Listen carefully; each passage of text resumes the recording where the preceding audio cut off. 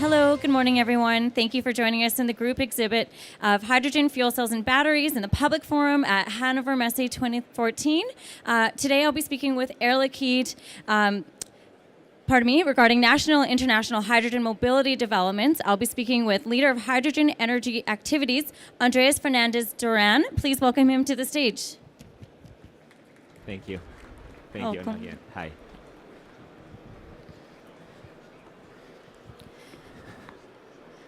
So as you're in the Air Liquide Advanced Technologies GmbH office, could you please go into a bit of an overview of what products and services and technologies you're involved in, and just a high-level overview of what you do? Yes, of course.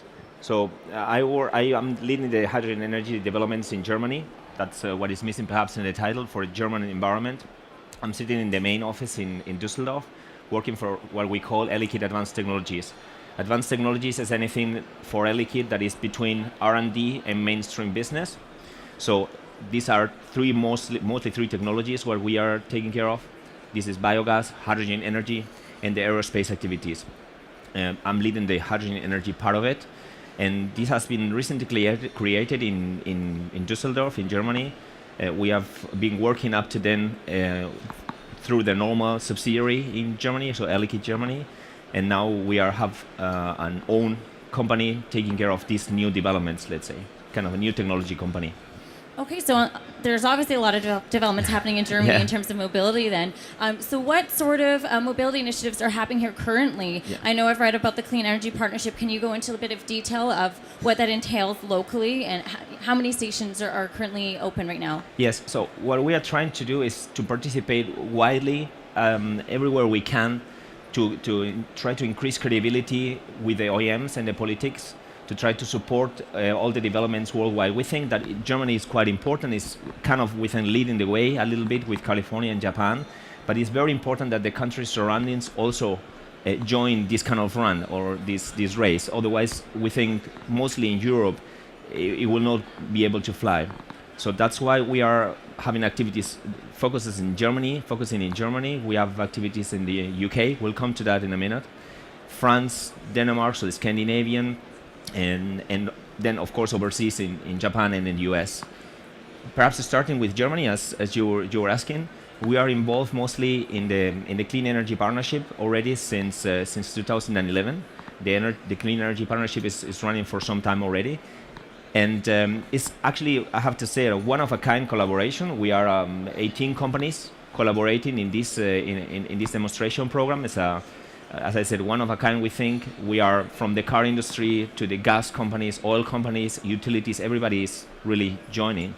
Which OEMs are participating in this? For example, to mention a couple: Toyota, Honda, Daimler, Volkswagen. So we're really open. We have really any major station, Ford also. So any major OEM really joining today the hydrogen race, let's say, is participating in the Clean Energy Partnership in Germany. And this means not only German companies, which is very important to show. So you said that in terms of mobility, there's about 15 stations currently. There's a mandate to have 50 by 2016. Exactly. Are they all open to the public? How Yes. does this work in terms of the public? So today, under the umbrella of the Clean Energy Partnership, we have 15 stations operating publicly accessible today. So distributed over 5 regions in Germany. These regions are Berlin, Hamburg, Düsseldorf, so the NRW area, Frankfurt with Hessen, and Stuttgart. These 15 stations will be increased to 50. There has been a press conference on Monday on this also from the NOW. To 50 by 2016, and we'll be building 10 of those additional 35 stations in Germany. So we are right now defining the sites. The map has been presented this Monday, which is a very good progress already, where we are focusing all of us, and so we are looking forward to that. In terms of international developments, how many stations in total do you have worldwide, and what is the typical cost range for these stations? Yes, it depends a lot. So we have run about between 50, 60 stations, depending what you count as a station. Not all public, of course. Actually, most of them not public. We are focusing actually with regard to hydrogen in several areas. So mobility, this is personal mobility with cars. We are focusing on bus projects, very important for the business case at the beginning, and also strongly on the material handling area. So counting all of those, we are around about 50, 55, and these are distributed really all over. So that's a part of our strategy also, to show that we need to be a world player if we want to move this forward. And so we are focusing from Slovenia. We have stations running from Liquide to the US, in Japan. So we're really widespread. How many stations are in Japan? What's your initiatives in Japan In currently? Japan, right now, we have constructing 2 stations today in a cooperation we have with Toyota. This has been going through the press in the last months. So we have a team up with Toyota in Japan. It's an important partner there for us to get access to the authorities also, which is a very challenging situation right now because of the regulations they have. So right now, only 2 in built.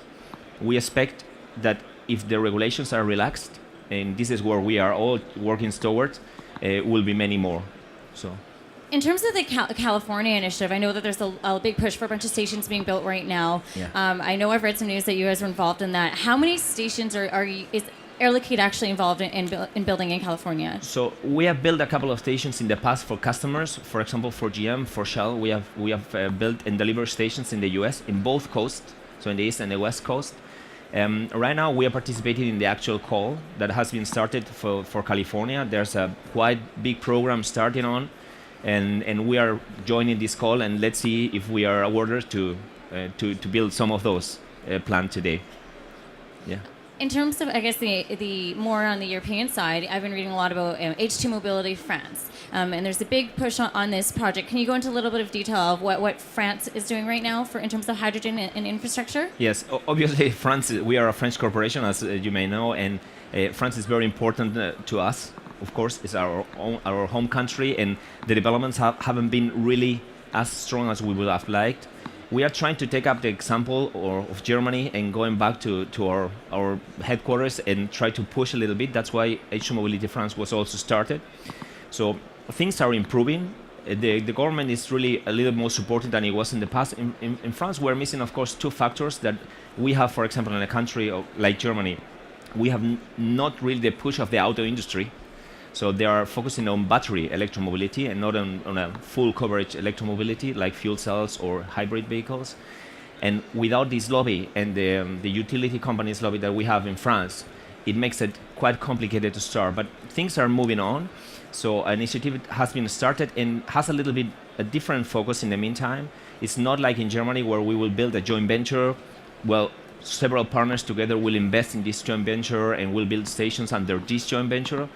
The approach is a little different. We'll try to go towards an approach for captive fleets probably, and focus on a certain region, like for example the capital, like in Paris, and try to start with a fleet that's much easier. You need only to build 1 station, which is right now very challenging in France. So. Yeah. So back on that note. So. It's obviously more of a demonstration project in France. But what is the financial contribution of the France government to this? Yeah. So, it's a good question. So we have a very, very good program, as we all know, in Germany. In France, there's a funding program going on. There's been a funding program going on for some years already. If you want, it's a little bit more undercover, not as present as the NIP in Germany, but there has been one. Air Liquide has been one of the main contributors of this program, so doing all sorts of developments, but mostly R&D based, not demonstration based or pre-commercialization based. So components development like high pressure storage development, fuel cell development, and these kind of things. And for that, there has been a funding program. Now, looking into H2 Mobility France and these developments, we expect something to kick off also together with these developments. We're working a lot with several ministries that should contribute to this program. Nothing that we can say now, but it's really, really progressing. Not as fast as we all also want still, but it's progressing. So I guess the big push is obviously happening here in Germany in Exactly. terms of, so moving from the Clean Energy Partnership that ends in 2016, there's supposedly going to be a big push for H2 Mobility Germany, Yes. Which is going to begin in 2016. How many cars are expected to be in total in Germany, and by what date? It's a good question. So let's start with what we have today. As you may know, we have today around about 110 vehicles in Germany running in these 5 regions I mentioned before, most of them, and these are the regions where the station has been built. So now, looking into the future, of course, this is not enough. That's why we are building 50 stations to kind of put a skeleton in place in Germany to pass it over to a commercialization phase. We are in a kind of pre-commercialization phase, and this will be H2 Mobility, which is kicking off more or less overlap with at the end of the Clean Energy Partnership and the demonstration program we have today. So how many stations by the end of H2 Mobility, which is expected to end by which date? 2023 runabout. And how many stations? And the target is run about 400 stations. But we have to say, and that's an important topic to discuss, is this will not be granted at any cost. So there is an agreement to link the build of all these stations to vehicle deployments. Of course, today we are seeing we are broken a little bit this chicken and egg problematic that we have had for many years. So we are building now stations. There are not really many cars in Germany. We'll have 50 stations very soon. So as many, only double as cars as stations. So it's not really a good ratio. And H2 Mobility will be building up to 100.